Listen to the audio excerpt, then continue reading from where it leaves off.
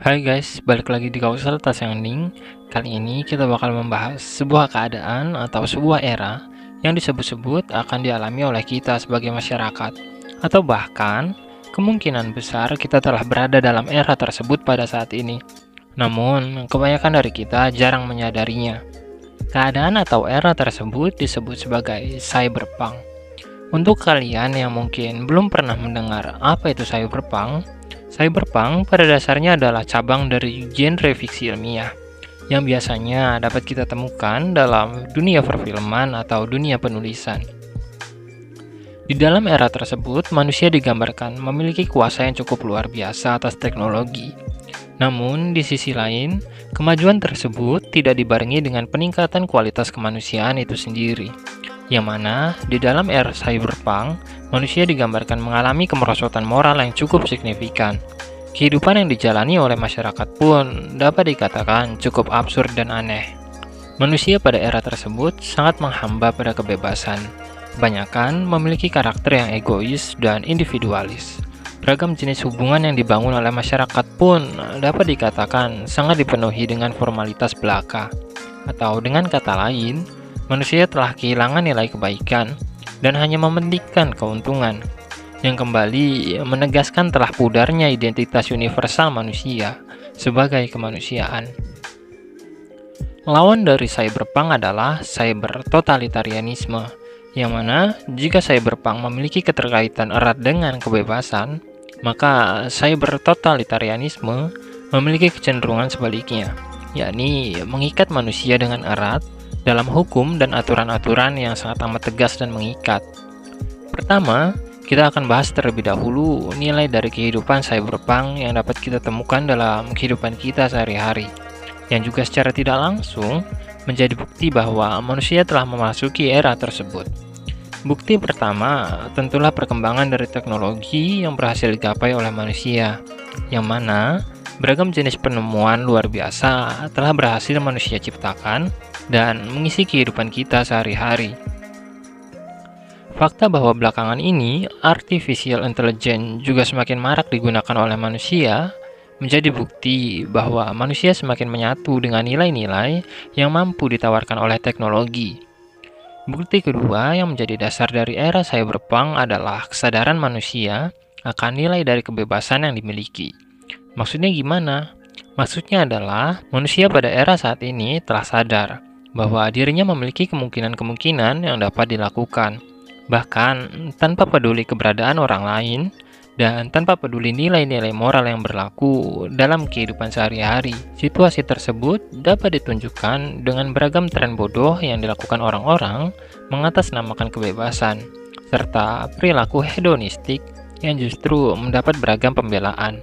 Dengan dua dasar tersebut, yakni kemajuan dan kebebasan, pada akhirnya manusia menjalani jenis kehidupan yang sangat sulit untuk diprediksi dan terombang-ambing dalam ketidakjelasan. Jika kita sedikit mengalihkan pandangan kita keluar, kita dapat menemukan situasi yang memprihatinkan yang terjadi dikarenakan kebebasan yang manusia miliki bersamaan dengan kemajuan teknologi yang menyokong hal tersebut. Seperti yang terjadi di Cina dan Hong Kong, kemudian yang terjadi dengan anak muda di Tokyo, Jepang, dan Philadelphia, Amerika Serikat. Semua menjadi bukti bahwa manusia telah menjalani jenis kehidupan yang dapat dikatakan menyimpang, yang bahkan berdampak buruk bagi manusia itu sendiri.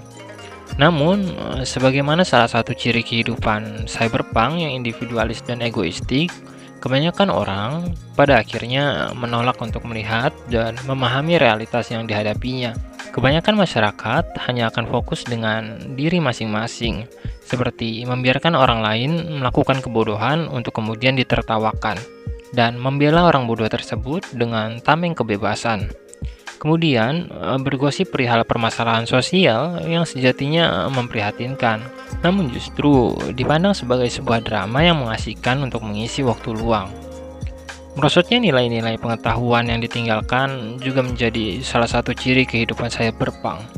Hingga kemudian, para tokoh yang seharusnya memiliki kemampuan atau kapabilitas untuk memberi masyarakat informasi, justru terjerumus dengan keinginan masyarakat terhadap jenis informasi yang diharapkan. Yang kemudian, secara tidak langsung, memaksa para penyedia informasi untuk menyajikan nilai-nilai yang juga aneh, seperti judul yang clickbait atau topik pembahasan yang hanya sebatas informasi dengan nilai yang cukup rendah dan dapat terlupakan dengan mudah. Saya sendiri sempat sangat amat kesulitan menghadapi permasalahan tersebut, di mana saya harus putar otak untuk mengisi jenis konten yang saya harapkan dapat didengar oleh masyarakat. Namun, masyarakat sendiri memiliki keinginan akan jenis informasi yang diterima, yang sangat disayangkan. Nilai di dalamnya, ya begitulah, hanya sebatas drama atau nilai-nilai informasi yang pada akhirnya terlupa. Contohnya, seperti keinginan masyarakat akan jenis pengetahuan unik dan berbeda, yang dapat mereka ceritakan ulang ke orang lain, hingga membuat diri mereka tampak pintar, namun informasi itu sendiri pada akhirnya tidak lama bertahan di dalam kepala mereka, dan dapat dengan sangat amat mudah terlupakan pada akhirnya. Era cyberpunk merupakan hasil dari perjalanan panjang manusia yang gagal untuk memahami tujuan dari kehidupan yang dimiliki. Hingga kita seolah berjalan dengan bangga dan merasa bahwa kita telah mengerti banyak soal kehidupan. Sedangkan beragam persoalan dan permasalahan dalam tubuh kemanusiaan justru gagal diperhatikan, seperti kemiskinan, perubahan iklim, perang, dan beragam masalah lain. Namun, kita justru berdiri dengan tegap untuk menantang masalah baru.